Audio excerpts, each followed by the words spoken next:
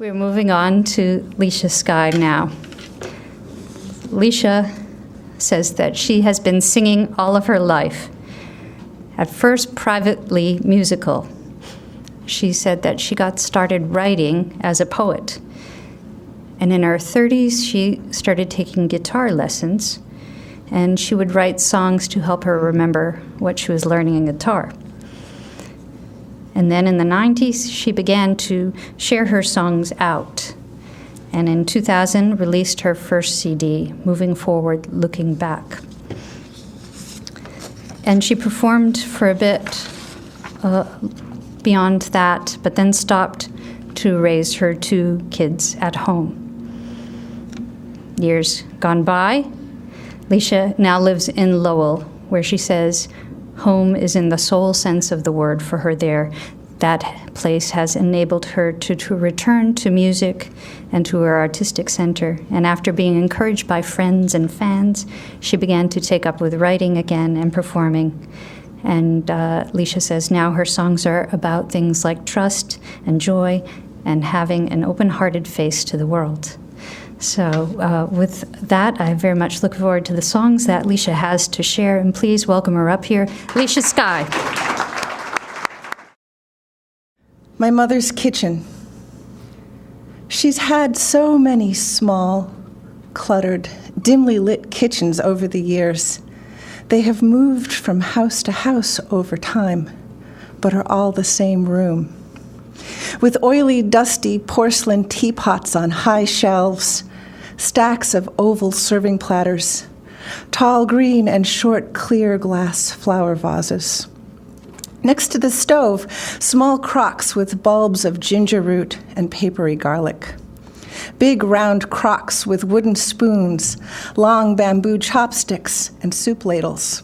Rows and rows and racks of little bottles of graying half-used herbs and spices, sticky, drippy bottles of vinegar and shoyu, slick, dark bottles of olive and toasted sesame oil. Wet-stained dish towels in disarray strewn across the sink and counter by the dish drain, and knives of varying sharp and dullness cast in drawers amid can openers, peelers, spatulas, and the odd rolling pin, corkscrew, and potato masher. Always the oven blackened, smoky and spotted, the light bulb glass brown with grease, oil-splattered kettle on the back burner of the stove. A cup or 2 of lacquered chopsticks, an open basket of ancient cloth napkins, ornate patterned cans with fragrant loose green tea lined up under cupboards crowded with mismatched glasses and mugs, soup bowls, more serving dishes, and an odd collection of blue willow plates. A wooden salad bowl filled with yellow onions and bags of bread on the counter, brown paper bags folded and stuffed between the wall and the refrigerator. Always steamy hot rice with dinner, always washed till the water was clear, clear, clear, as her mother once long, long, long ago taught her. She's never sure she's made enough food. Her quick, sharp sleights of hand, filling pots, pans, and casseroles, overflowing with shrimp curry, chicken teriyaki, udon nabeyaki, beef sukiyaki, tempura, spinach ohitashi, donburi, norimaki, the occasional burger or mac and cheese. And for my dad, black-eyed peas, ham hocks, chitlins, Tabasco sauce, and collard greens, spaghetti and meatballs, eggplant parmesan, meatloaf, broiled mackerel, swordfish, salmon, pot roast, potato salad, paella, gazpacho, lentil soup, green salads with pecans and avocados, garlicky green beans, kimchi pickles, bagels with lox and cream cheese, scrambled eggs, apple pie, and sometimes even miso soup.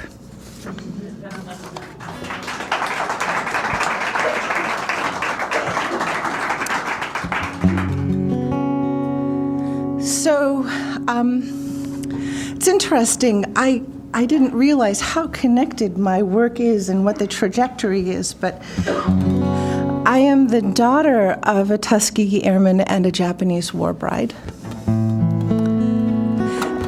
And I hadn't thought very much about my parents' path and that I really come from there. But I guess in that poem, as I was reading it, I was thinking, my kids could have written that poem about me. My kitchen is probably the same kitchen as my mother's now. And my parents didn't know each other for very long before they got married. They knew each other for 3 months, and my mom told me they met in a library, and my dad told me that she was waitressing in a jazz club.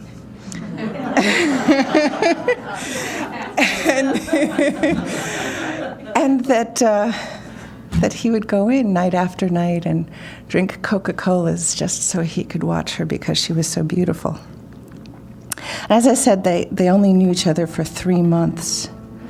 And they didn't get to see each other for all that time. It was sort of secret, their knowing each other. And they didn't even know if she was going to be able to leave. He had to get permission to marry her.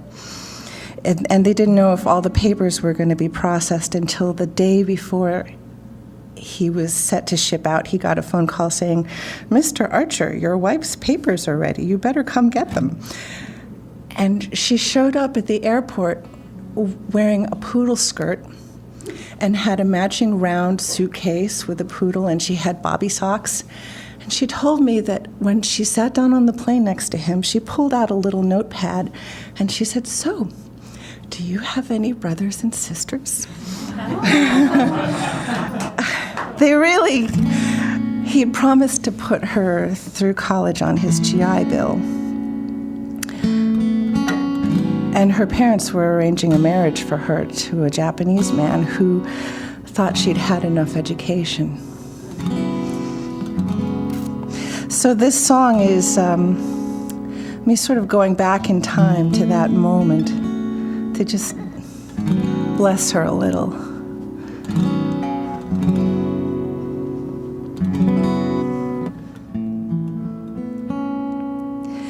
Hear that hip cat blow his horn, smoky jazz from dusk to dawn. He's dancing with his saxophone. 1959 in Tokyo. Oh, more than just a tiny flower, laughing doll with so much power. Was it love at first sight? Girlfriends giggling gossip and smoky jazz late at night, and the hip cats dancing, and the hip cats dancing.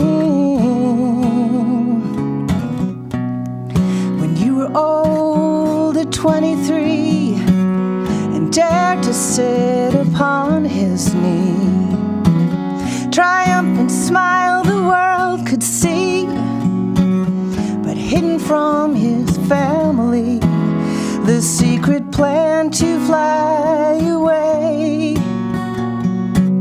and find your brand new life with the hip cats dancing, with the hip cats dancing. Da-do, da, da-do, da-do, da-do.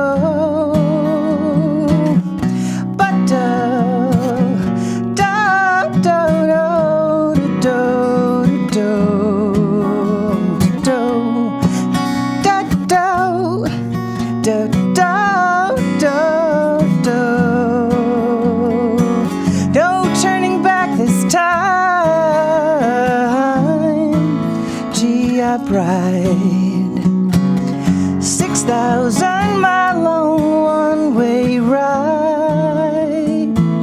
How did you make up your mind? I'm hoping for the best for you, hoping that your dreams come true, hoping you feel brave and new. glad to be alive. Hear the hip cats dancing, hear the hip cats dancing, hear the hip cats dance, hear the hip cats as they're dancing. I hear them dance, I hear them dance, I hear them dancing.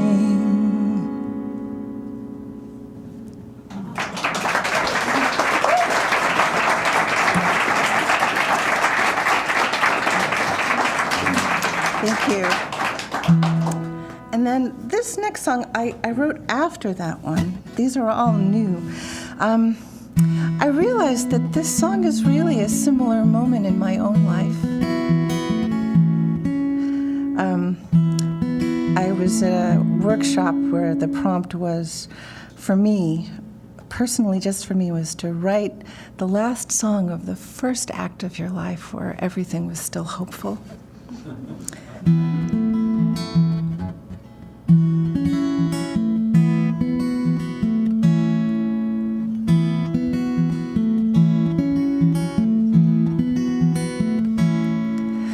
Funny how the sun is shining everywhere I go.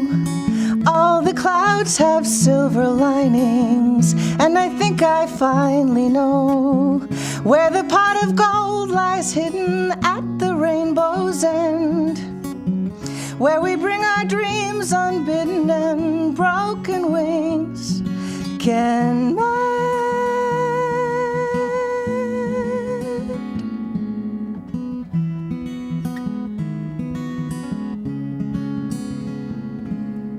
Dandelion flashing like a little golden sun bursts into a globe of stars, a wish on everyone.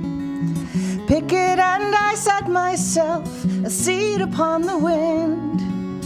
In my heart I trust the world and let my life begin.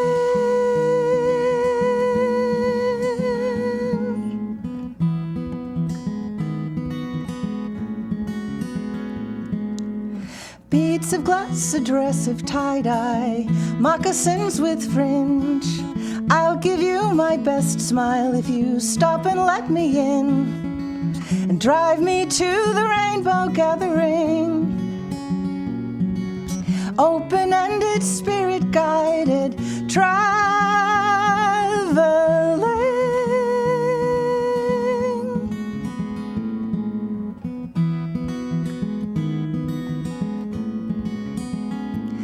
I can see the doors. So many magic doors are opening, and I can feel there's more. So much more in store for me. I'm gonna run to the one that's most open wide and fly my way outside.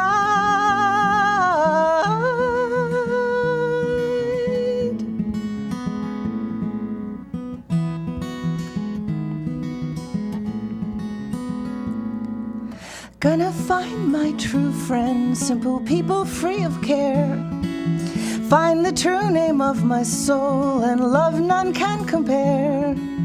Drink 1,000 wine-drenched kisses, candlelit with star-filled wishes, sing and dance a night or two away.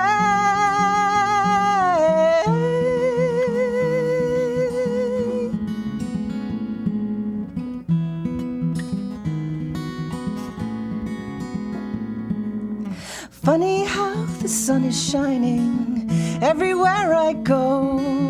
All the clouds have silver linings, and I think I finally know where the pot of gold lies hidden at the rainbow's end, where we bring our dreams unbidden and broken wings can mend.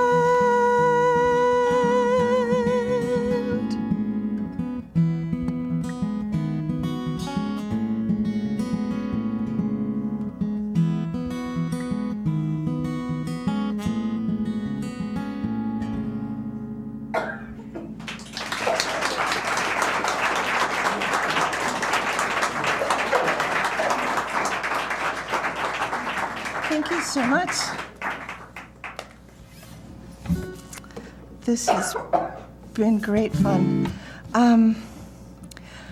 I think my last song is going to be a song for the equinox. Sometimes I can't believe how old I am these days.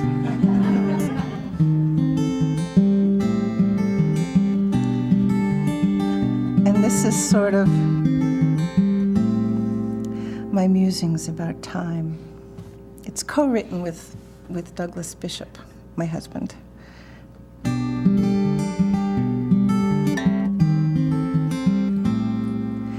I could hold a minute in the fingers of my mind.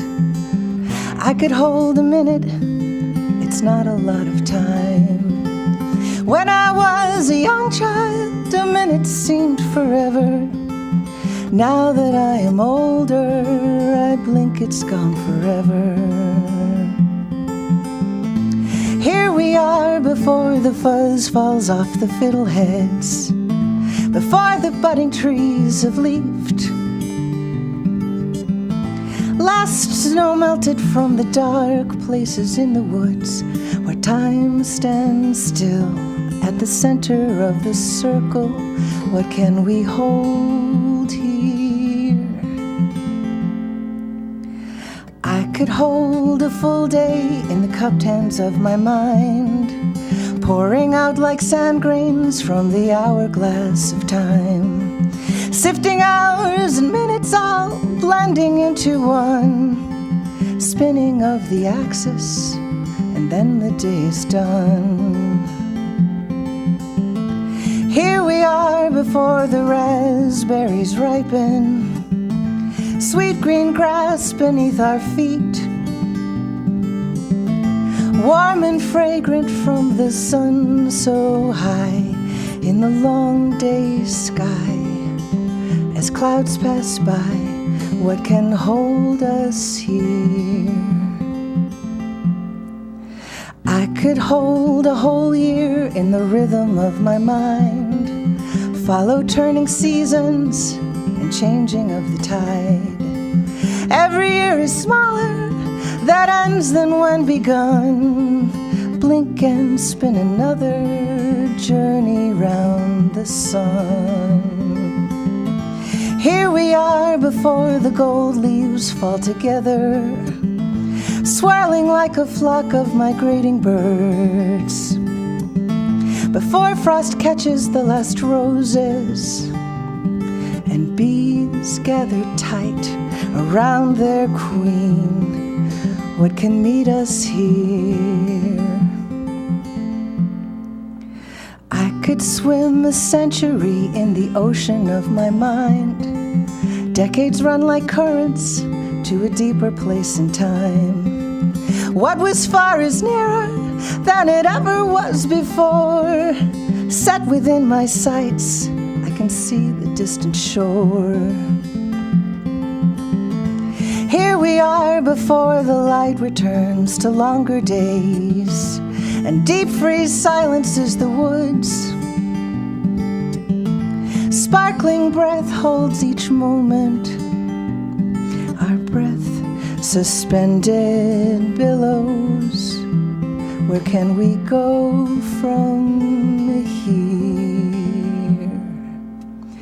I could scan millennia in the vision of my mind, a flash across the universe to the end of time. Fills my heart with music of celestial blazing light, and it all becomes one moment in the fingers of my mind, of my mind, of my mind.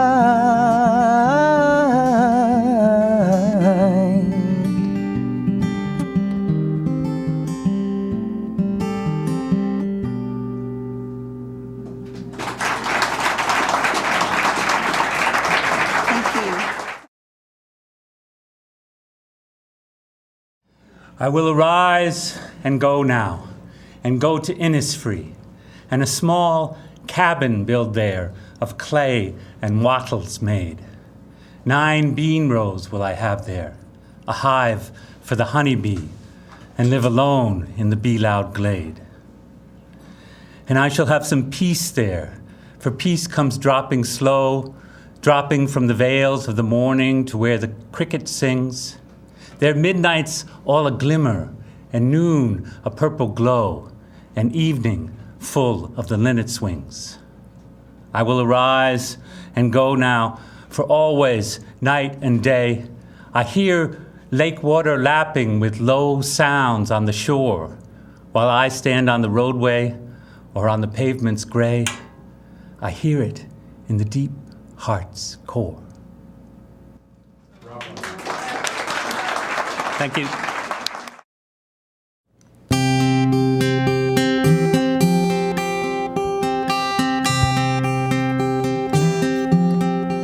So there's this guy I knew with these beautiful eyes, but what I couldn't see were all the lies he felt he had to tell.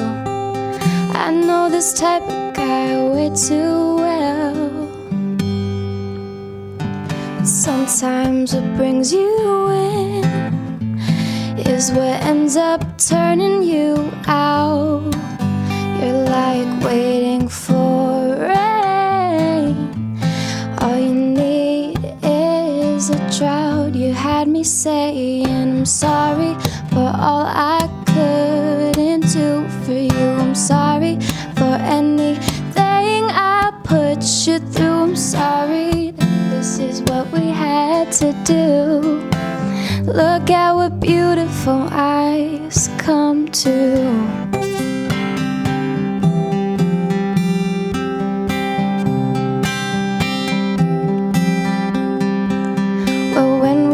Talk, my whole face would light up. My thoughts were blocked.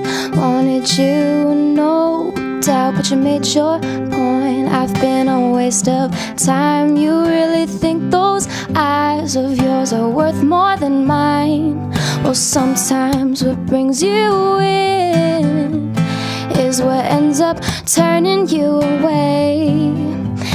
Like expecting a sun when it rains all day. You had me saying I'm sorry for all I couldn't do for you. I'm sorry for anything I put you through. I'm sorry that this is what we had to do. Look at what beautiful eyes come to. Well, I'll be brave and blame myself when I know all was missing was just a little help. You had me saying I'm sorry for all I couldn't do for you. I'm sorry for anything I put you through. I'm sorry that this is what we had to do. Look at what beautiful eyes come to.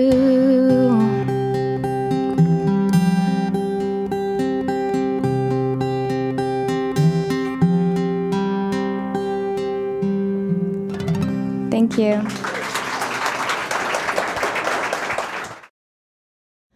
This is called Heart in a Different Way.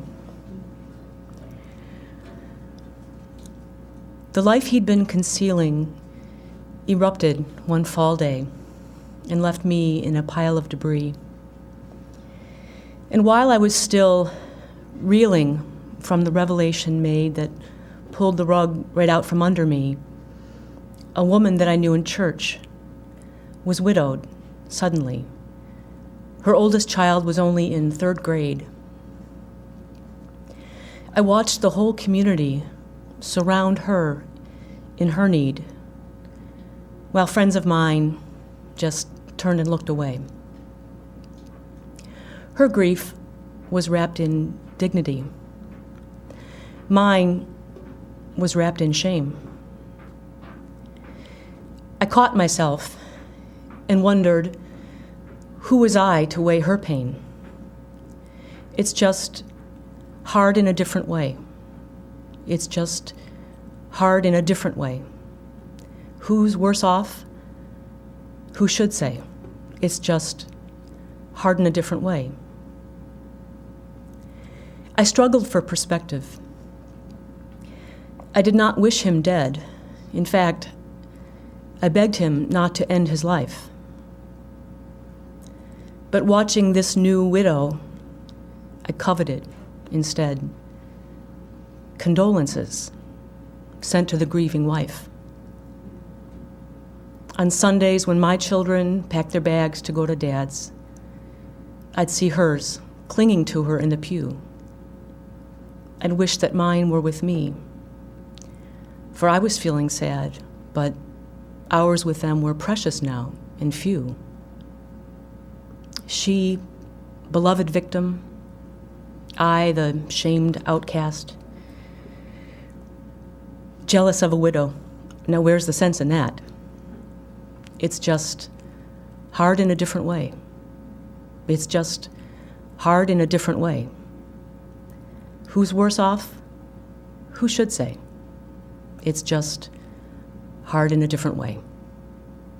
Thank you.